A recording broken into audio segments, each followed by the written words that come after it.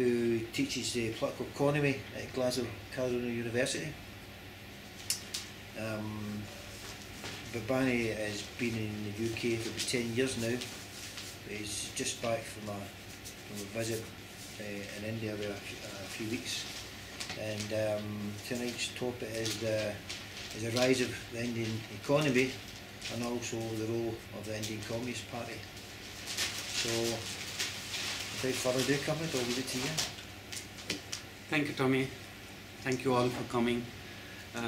Comrades, most of the time economics, journalists and politicians talk about economic crisis by looking at two aspects of economy, by looking at demand and supply. So let me, talk few words about what is economic crisis, how do you define it, and why economies face crisis. Then I'll move to economic crisis in India. Then I'll talk about the role of Indian Communist Party, which has played a major role to save India from this present economic crisis. So let's start with economic crisis. Why economists always talk about crisis in terms of demand and supply? Why they don't talk about any other aspect of economy? Because neoliberal economy doesn't know how to handle the conditions in which economy operates. So it only creates a causal relationship. It reflects a causal link between demand and supply without understanding who creates demands, how demands are demanded, supplies are supplied. When you think about who creates demand, then you think about the conditions in which production takes place, the conditions in which market creates a network of supply and demand by dismantling the organic link between the producers and consumers. This is the best way you can create an independent market and create an economy based on demand and supply. You forget about the conditions in which economy operates. So most of the time, the neoliberal economists only locate these two aspects because that's the only way they can think, they can manipulate and increase profit by accumulating capital. In case of India, economic crisis is not new to India. After the success of Indian freedom struggle, after the colonial exploitation, you had an economic system which was primarily feudal, colonial and comprador capitalist economy. But after the independence, India followed a state command economy, and during the first phase of economic planning, Indian economy was facing massive crisis because India had no infrastructure to mobilize its own internal resources.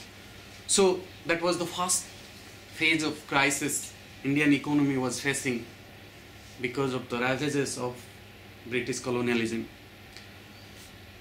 After independence, when the first 5-year plan came into existence, or when Nehru, the first Prime Minister of India, framed the Industrial Policy Resolution in 1948, declaring foreign direct investment, declaring that foreign direct investment would be regulated to ensure that a majority of ownership and effective control of farms would remain in Indian hands. So Nehru, for the first time, opened up the economy towards foreign capital. But in terms of ownership, it will remain in the hands of the state. In terms of decision making, the Indian state will decide what to do with foreign capital. Foreign capital will be only in the field of infrastructural development. But then comes the second and third 5-year plan, where you will find India was facing a major economic crisis during 1964 and 65. There was devaluation of rupee, there was stagnation in agriculture, industrial production was quite low, and there was also foreign exchange crisis. So this crisis, economic crisis, has created the vision document for Indian economic growth, Indian economic development, where the document promises that the existing social and economic institutions have to be revised in relation to their role in nation's development. So what are those social and economic institutions? They're primarily feudal.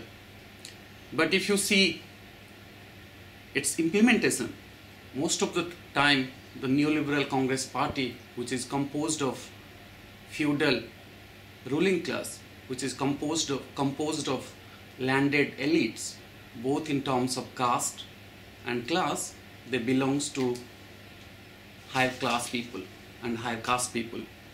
So their primarily, Congress membership was primarily dominated, or Congress leadership was primarily dominated by landed elites. So they really took this vision in the face, which sounds very progressive, but they did not implement.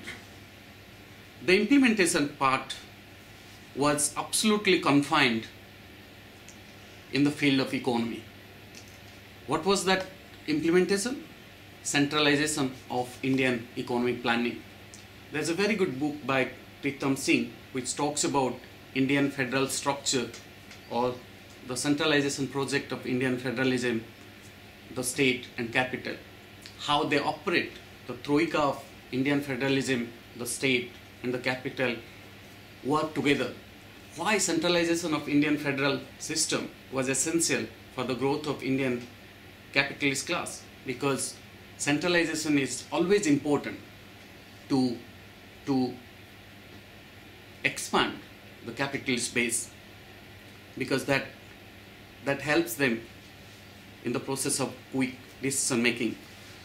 So historically, this third 5-year plan, which was framed during 1961, it has laid the basis of institutional reform both in the field of society and economy. But market was always secondary. The state was trying to lead the economy. It was not a market-driven economy. So then comes other crisis during 1970s. But because of the role of state in the process of economic decision making, Indian state was able to guide the economic growth, and they used to call that period of growth as Hindu rate of growth, which was only 3% annual growth.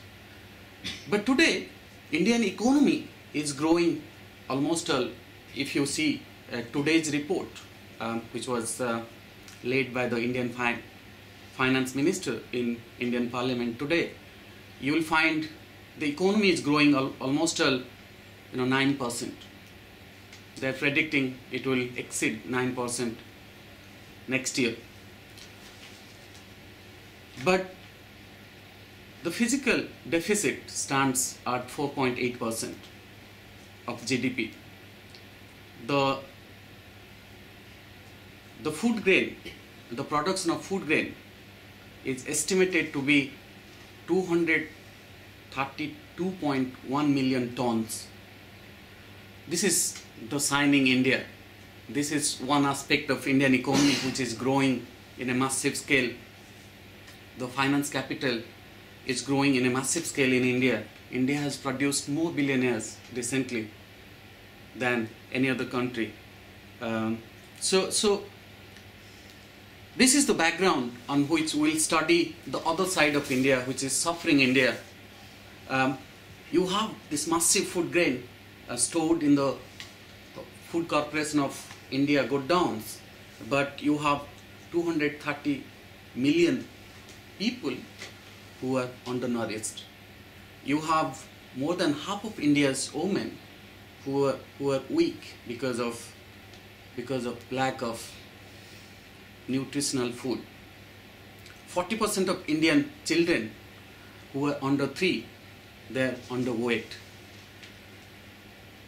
219,000 habitations in India have no access to clean drinking water. 39% of adult population in India have no access to educational infrastructure. 77% of population spend less than 20 rupees a day.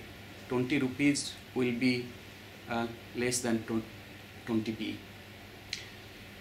So you see this paradox in Indian economy.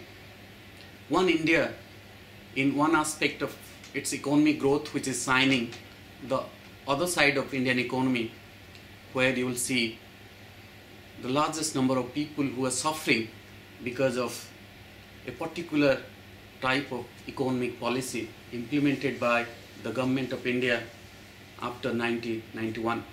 The present Prime Minister used to be the finance minister during those days. He was the brain behind the neoliberal economic reform during 1991. During 1991, Government of India was facing balance of payment crisis like 1964. During 1964, the Government of India mobilized its internal resources and recovered from the economic crisis.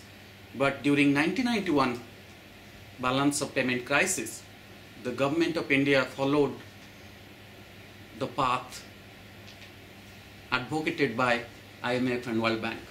It has opened up the economic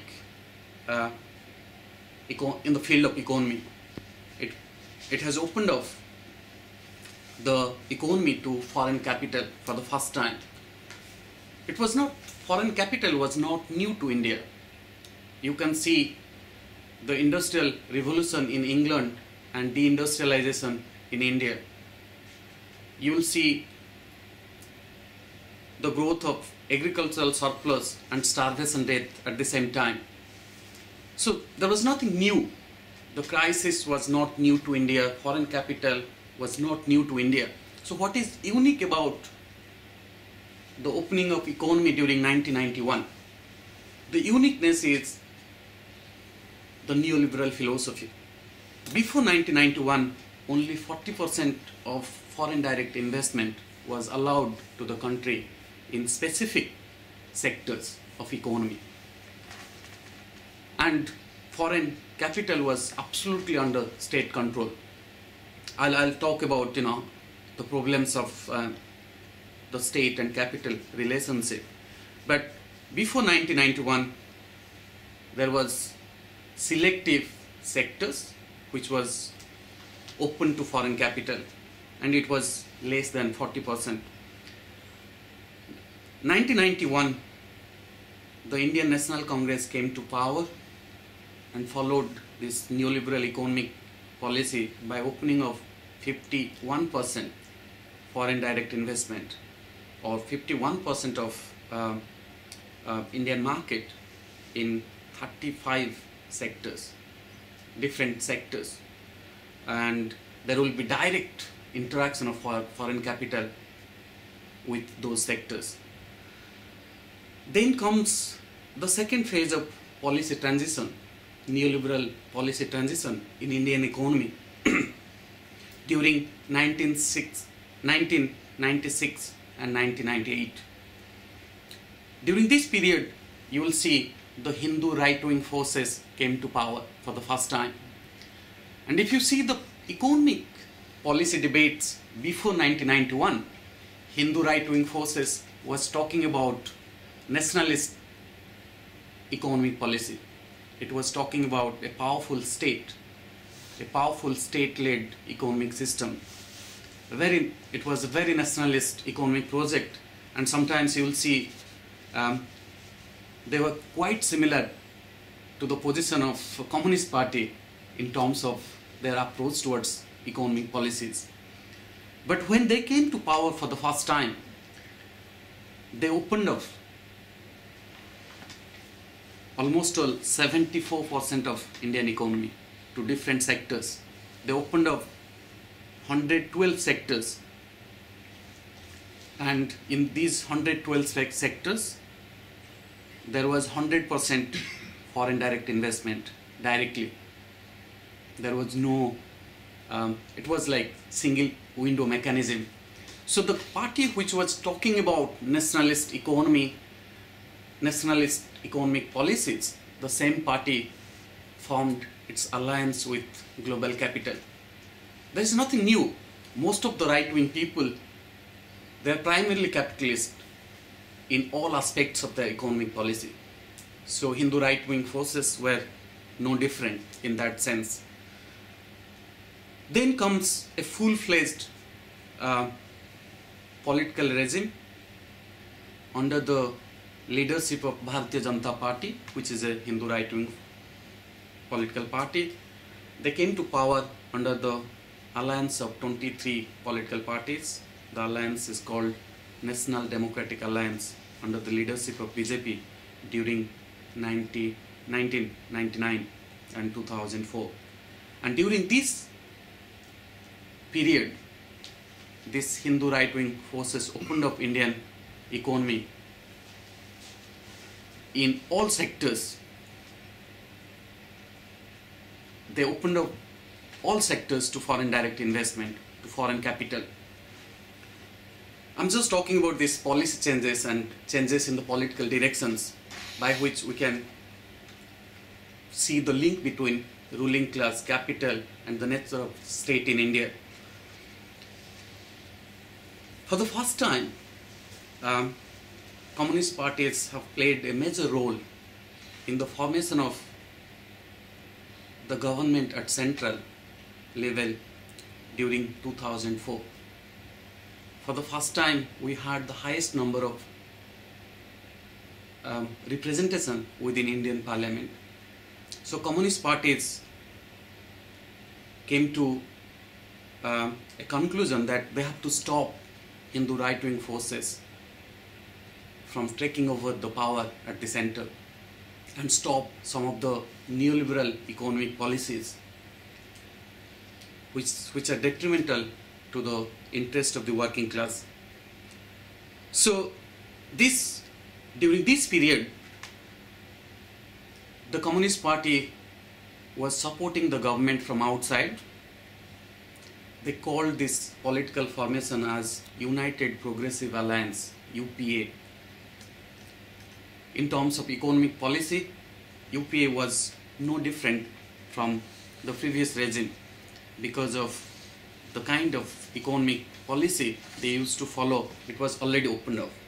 So left could not stop the reversal of the economic policy, but communist parties have played a major role in saving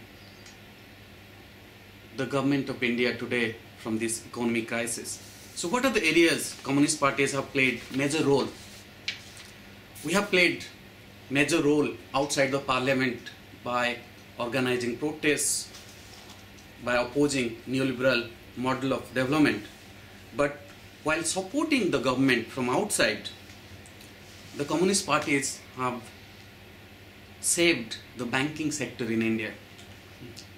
The Banking Regulation Amendment Act was not allowed to be passed by the Indian Parliament, which has saved the Indian economy today. The communist parties have prevented legislation to increase foreign direct investment in the field of insurance sector, in the field of pension. The Pension Fund Regulatory Act was under threat. the Communist Party played a major role to uphold the old act and protect the pension fund. The Communist Party has played a role by halting the privatization of public sector undertakings in India. We call it as Navaratna, 9 jewels of Indian economy. It was under threat from the foreign capital and from the Indian capitalist class as well. So the government of India was not allowed to privatize some of its public sector units. So you can see in many sectors, the Communist Party stopped the process of liberalization and privatization. In the field of education, Communist parties have played a major role to stop privatization of education, stop privatization of health services. So, in terms of agriculture, Communist parties have played a major role by opposing seed bill. What is seed bill? You know, the foreign multinational companies will provide seed to the farmers. The agricultural sector was saved because we did not allow seed bill to pass in Indian Parliament. So in all sectors of economy, whether it is industry, whether it is agriculture, or in the field of education, Communist parties have played a major role in deciding the nature of economic policy during this period. Even if there was foreign direct investment in almost all sectors, the government of India wanted to have defense within. They wanted to open up defense sector to foreign direct investment because, you know, American defense firms were quite, you know, influential within the ruling class. So Communist parties in India, they have played major role in all sectors of economy during this period. One of the major contribution during this period was NREGA, National Rural Employment Guarantee Scheme. The government of India has to provide 200 days of work to all the rural people in India. It was a product of Communist Party document. It was a product of Communist Party policy. I'm not saying we have achieved a lot, but during this limited span, with the limited numbers of representation within Indian Parliament, we had only 64 member of parliaments. That was the highest number of MPs from Communist parties for the first time during the 60 years of Indian democracy. So within limited strength within Parliament, with our outside support to the Congress-led regime, we have achieved a lot and saved the Indian economy from the present crisis. So why today Washington considers India and China as the model? Everyone talks about India and China as if they are going to save the world. They are the only alternative. The point is, we should not forget that even if the Communist parties were supporting the government from outside, it was a neoliberal government. The economic policies they have followed during that period, they have followed some of the neoliberal policies. But we saved some of the sectors, some of the organized sectors of economy. But if you see Indian economy today, after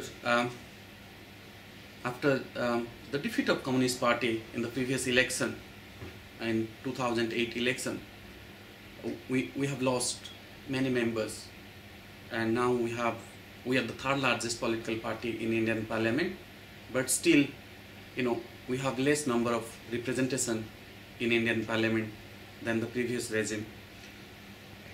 You will see they have They have really opened up again Indian economy to the market, to the industrial sector, to the market. As a result of which, you will see that industrial growth has declined, and it was just 1.6% during December 2010, because of the influence of neoliberal economic policies on Indian industries. The output has declined in a massive scale. It was 18% when the Communist Party was supporting the government, and now the industrial output is just 1.6%. Why Indian economy is growing whereas its industrial output is declining? The reason is few Indian families they're controlling Indian economy today. If you study the Indian business, you will find 75% of large companies are owned by Indian families. 95% of small and large scale industries in India today are under the control of few families. So imagine the level of privatization and liberalization because of less role of Communist Party in the decision making process. So when we think about all these facts and figures, we learn 2-3 things philosophically. What are the lessons? The lessons are pretty clear. The state today is treating its own citizens as subjects. All of us, whether it is in India or here in Scotland, we are not being treated like citizens of a free state, because capitalist class control the nature of economic policies in India and around the world. So the reverse of these policies are important to uphold the working class interest, the interest of the poor, interest of the organized and unorganized working class. So with the declining of industrial sector in Indian economy, you will see there's a growth of joblessness and there's a growth of unorganized sector. The Communist Party is trying to organize the workers in the unorganized sector, trying to create, labor laws in the unorganized sector. So Communist Party or parties in India, they're playing major role to uphold the interest of the working class inside the parliament by changing the direction of the economic policy. At the same time, we are fighting outside the parliament to sustain our movement and carry forward the struggles of the working class.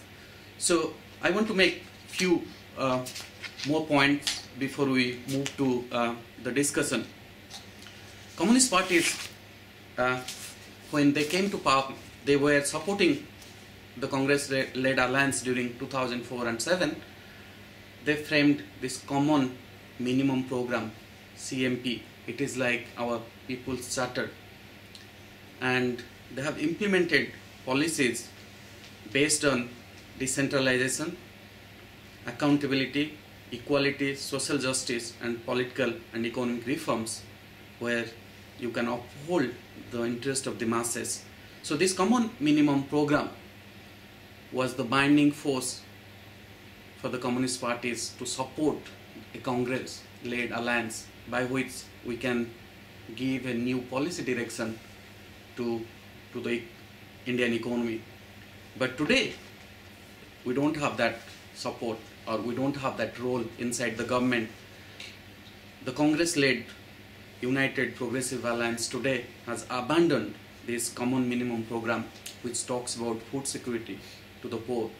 They have dismantled the public distribution network system, which provides food security to the poor, which provides minimum support price to the farmers.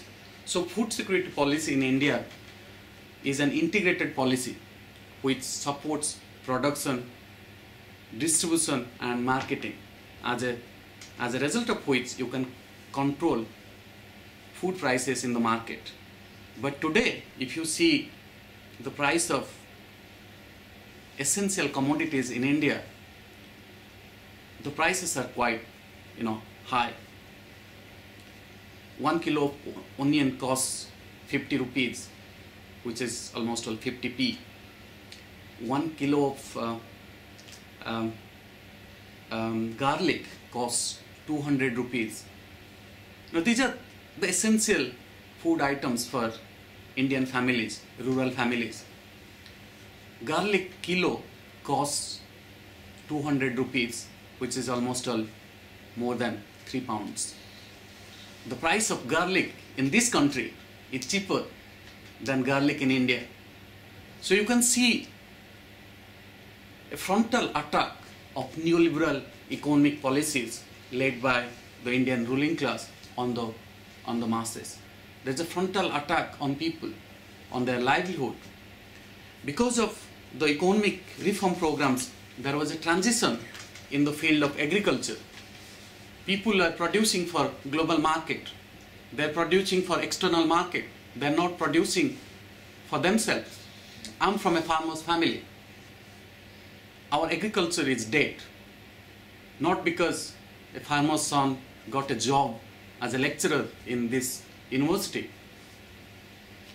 Our agriculture is dead because of the economic policies. The farmers will not get subsidies. The fertilizer company gets subsidies. The seed companies get subsidies. The farmers will not get irrigation subsidies. The company that distributes electricity for irrigation, those companies get subsidies. So when neoliberal economic policies talk about subsidy cut, they talk about subsidy cut to the consumers, to the producers, to the rural masses. They subsidize everything to the corporates. So because of this agricultural transition after 1991, most of the Indian farmers are producing for global market. For example, people produce BT cotton. There is no market for BT cotton in India. The farmers, those who produce BT cotton is not suitable for Indian climate.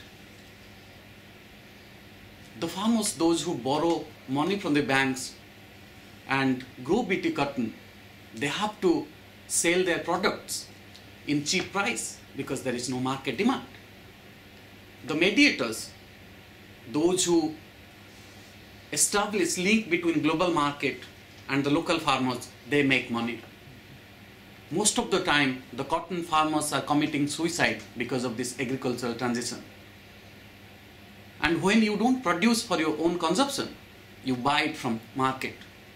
The food market today is the largest in India. There was no food market like Asda, Sainsbury's or many other food chain markets like in this country. Walmart is trying to enter into Indian market through different, comprador capitalist class in India. Reliance is creating this kind of supermarkets, primarily food market. Imagine my family is not producing food anymore. Our agriculture is dead, even if it's a fully irrigated area, because you cannot pay the kind of price the fertilizers companies have put on their fertilizers. Everything is expensive. If you produce, you end up paying more, and you cannot get benefit in agriculture anymore by producing food. So the neoliberal economic policy has created this transition. Why this transition? What is the meaning of this transition for you and me? This transition has dismantled the metabolic relationship we have with nature, with food, with market, with producers.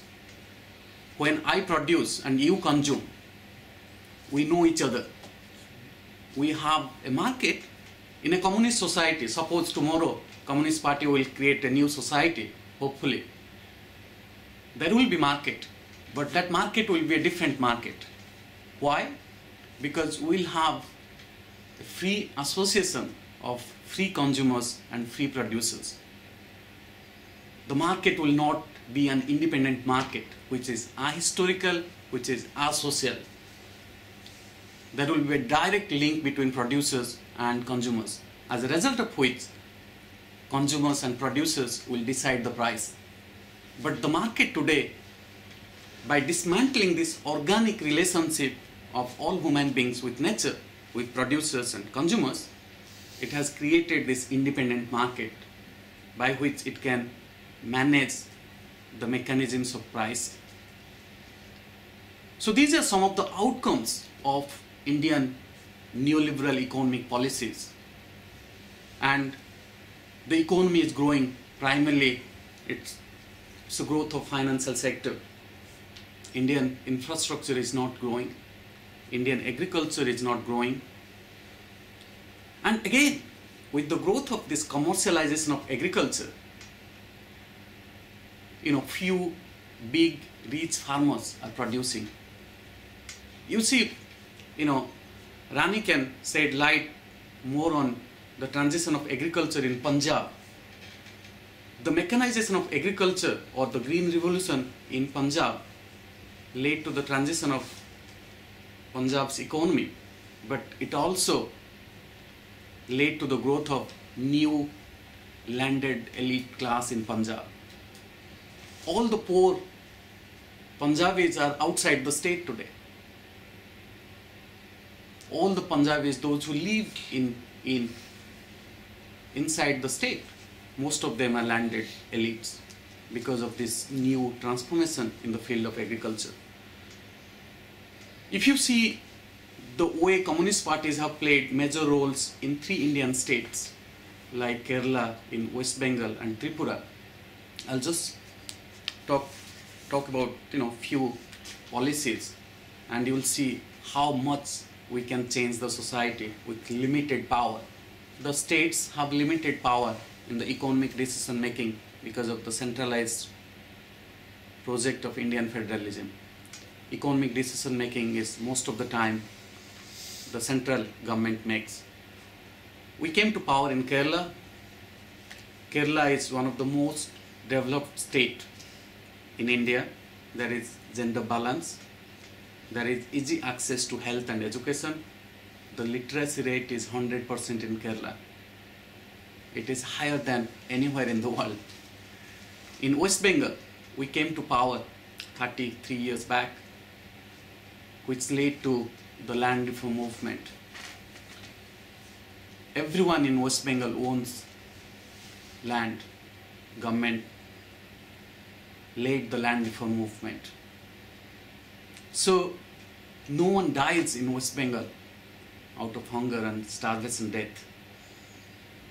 No one dies in hunger in Kerala and Tripura. Tripura is a tribal state. It's when you say tribal, it's a derivative term, but tribals are indigenous communities in India. So better to use the term indigenous than using the tribal. It's a colonial term. You will see the similar kind of egalitarian growth in Tripura. So with limited political space, communist parties are trying to give new direction to the economic development in India. But unfortunately, our political space is limited within 3 states. At the central level, we have now less influence because we have lost many seats in Indian Parliament. So the present government is absolutely with global capital or with American capital. That was the reason for which communist parties have withdrawn their support to this previous government. They went for this nuclear deal.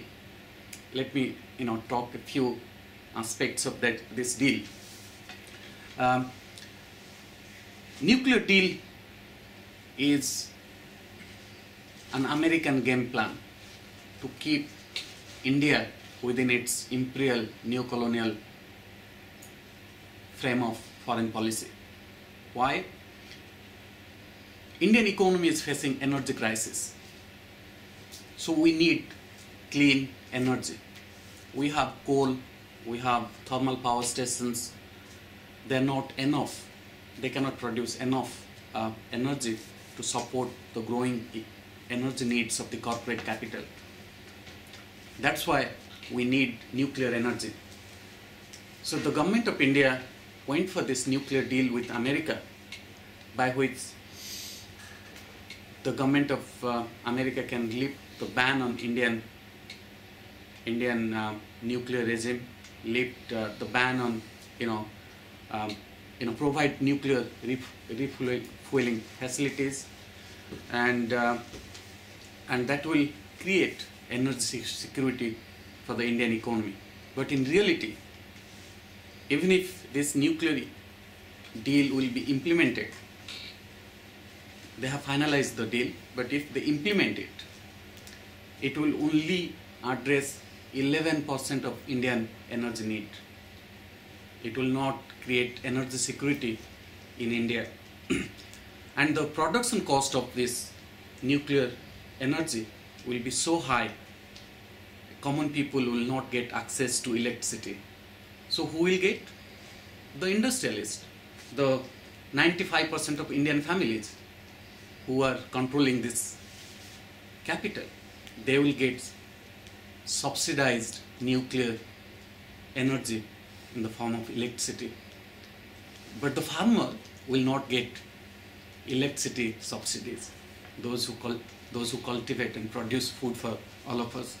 So this government is primarily led by neoliberal, crony capitalist ruling class to uphold the interest of the few capitalist families, those who represent global capital in India, those who interact with global capital. And Bharatiya Janata Party is part of this global alliance of state and capitalism in India. This business class in India promotes right-wing politics in Indian case. So the fight against neoliberalism and the fight against imperialism is a common battle. The fight against neoliberal economic policies and the fight against caste and class is a common battle. Fight for equality is fight against imperialism. You cannot separate these battles. So we need to create consciousness, class consciousness. We need to transform that class consciousness into class organization and then class struggle. I call it as 3C: class consciousness, class struggle, class organization, class struggle.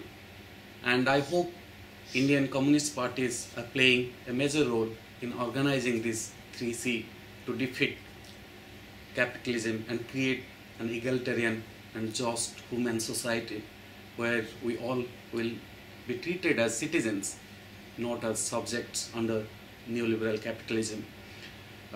Neoliberal capitalism is not only about economy. Most of the time we think about neoliberalism and all these economic policies only in terms of economy, money, livelihood. It's a culture. It promotes a particular kind of culture which is detrimental to the society all over the world. If you see the transformation in Indian social landscape, it is scary. I'm not saying there should not be divorce. If couples cannot stay together emotionally, they should divorce. They should have the right to divorce. But market promotes a particular notion of freedom which dismantles families, social networks, culture. I'm not saying you should promote right-wing culture, but certain cultures are good. Certain social networks are good. Market is trying to dismantle that. but market promotes the right-wing culture and dismantles good culture. For example, if all of us, we can sit under this roof and organize seminars, it's free, we need minimum money. Market talks about my space, so we will all create our own study rooms. I'm not saying we should not create, but study room and communitarian reading rooms can coexist. But market promotes this fake freedom based on the idea of consumption. It is not about what you eat, it is about what you wear. It is all about the products you use. The products will define you, not your individual personality, not about your inner qualities. It promotes a vulgar culture of consumption, consumer culture, which is detrimental to the individual life itself. You can see the link. If a family stays together, you need one fridge, you need one television. But it promotes this fake conception of my space. Once a family gets dismantled, if you have 4 brothers, you will have 4 houses, real estate business will grow, 4 fridge companies will grow, television companies will grow. So that's a strong link between neoliberal economic policies and consumer culture, which is growing in India today. So communist parties are trying to create different, cultural groups, do different, create different theater groups to defeat this kind of vulgar consciousness, which ignores individuals and projects the products. So these are some of the outlines I wanted to share. These are some of the ideas I wanted to share with you. If we'll have more discussion, I can elaborate some of the points I was trying to make. With these words, I'll end my talk and hope our working class unity will continue. Long live working class movement. Thank you.